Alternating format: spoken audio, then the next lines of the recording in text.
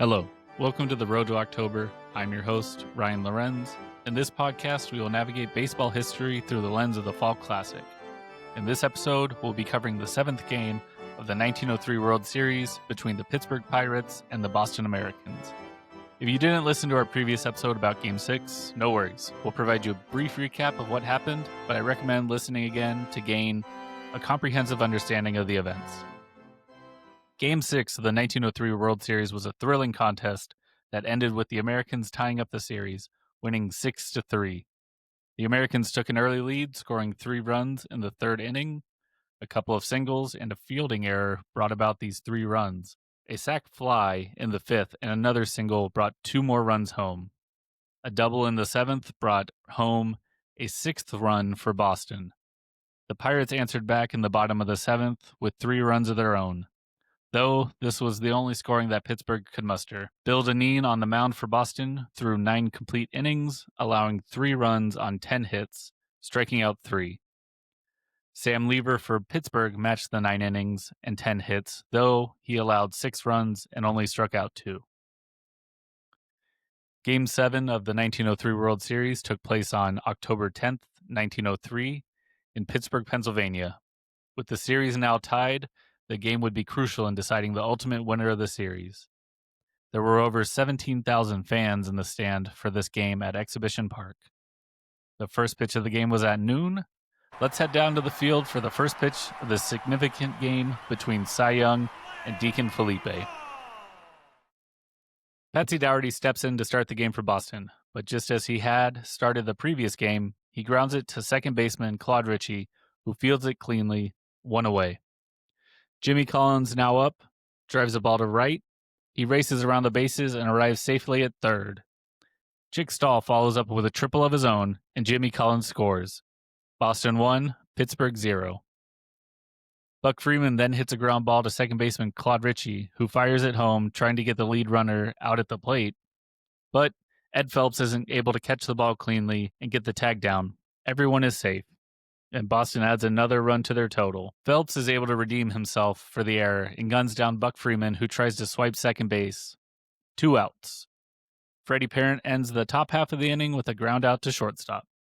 Ginger Beaumont starts things off strong for Pittsburgh when he legs out a single. Fred Clark then is able to reach base safely when Candy LaChance commits a fielding error. The Boston defense recovers with a 4-3 double play. Pittsburgh has a runner on third with 2 outs. The best hitter in the National League, the legend, Honus Wagner, steps up to the plate. Cy Young gets his first strikeout of the day by getting Wagner to go down swinging. Candy LaChance grounds out to second to start the second inning. Hope Ferris is able to get on base with a single to center. Lou Krieger is now up. He hits a grounder to shortstop. Honus Wagner is unable to turn 2 when Krieger beats the throw to first. Cy Young then follows with another grounder to short, where Wagner gets a third out with a toss to second. Kitty Bransfield starts out the bottom of the second with a ground out to second base. Ritchie follows up by going down swinging. A quick 2 outs for the Pirates offense. Jimmy Sebring's able to get on base with a single to center. This time it's Pittsburgh who's caught stealing. Lou Krieger guns down Sebring at second to end the inning. On to the top of the third. Deacon Phillippe works a quick half of the third. He gets Dougherty to fly out to left, Collins to ground out to second, and Stahl hits a dribbler in front of the plate and is thrown out at first. Cy Young induces a ground out to start the bottom half of the inning. Deacon Phillippe followed up the Ed Phelps ground out with a single to center. Ginger Beaumont advances the runner to second with a ground out.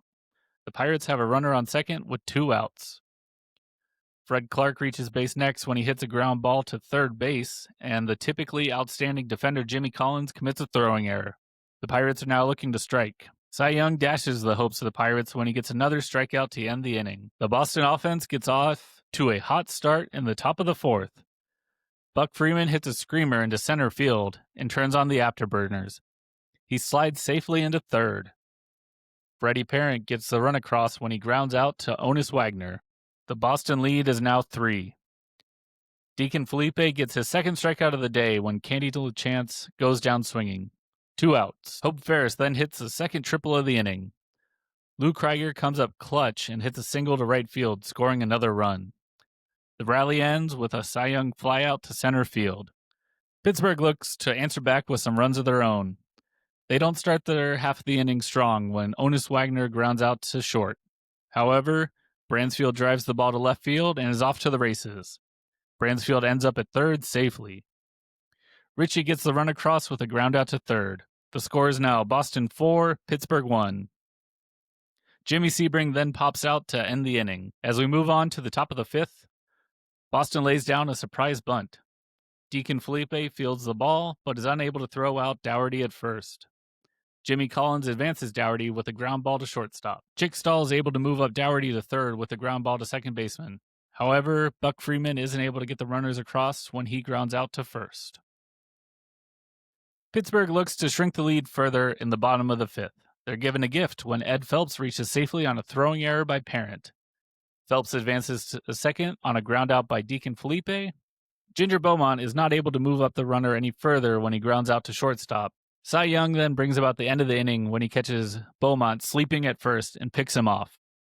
Boston starts another inning with a runner reaching base. This time, Freddie Parent singles on a ground ball to the first baseman. Candy LaChance then lays down a sacrifice bunt.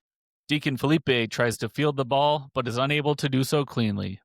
LaChance reaches first safely on the error. Hope Ferris follows up with another sacrifice bunt. This time, the first baseman fields the ball and throws Ferris out at first. Boston has runners at second and third with only one out. Lou Krieger steps up to the plate, looking to add to the Boston lead.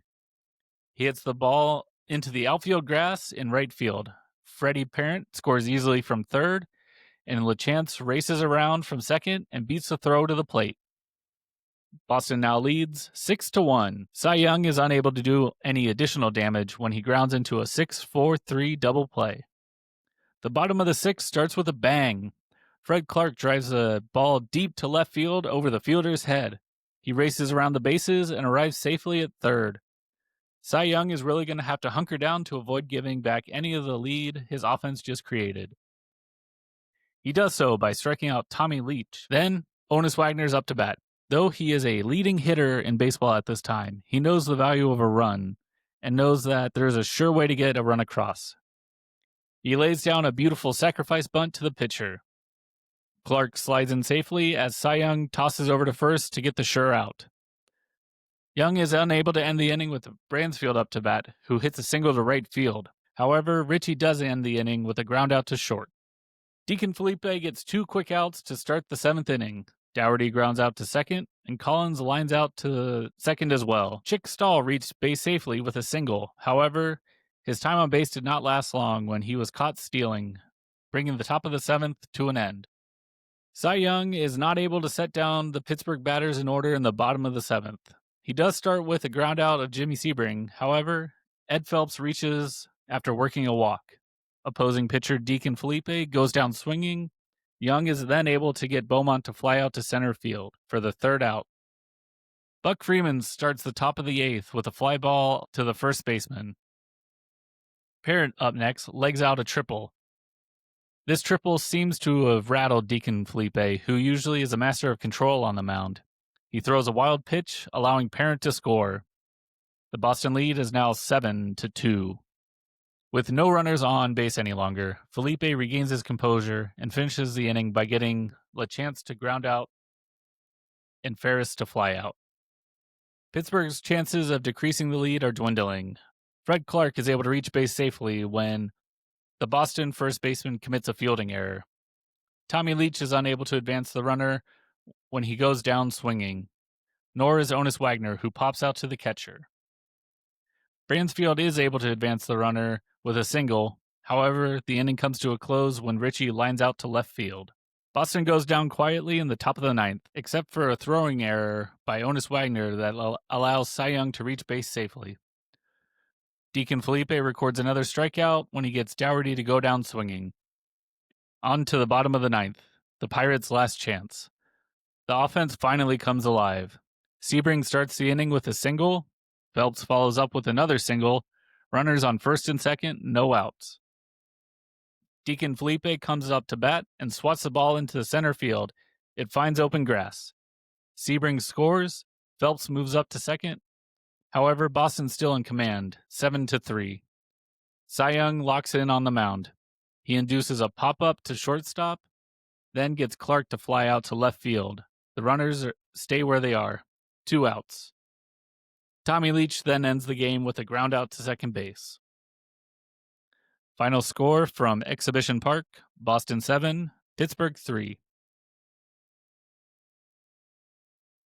Boston maintained a comfortable lead throughout the game and was able to extinguish rallies that the Pirates started. Though the number of hits for both teams were similar, Boston was able to get more timely hits with runners on base.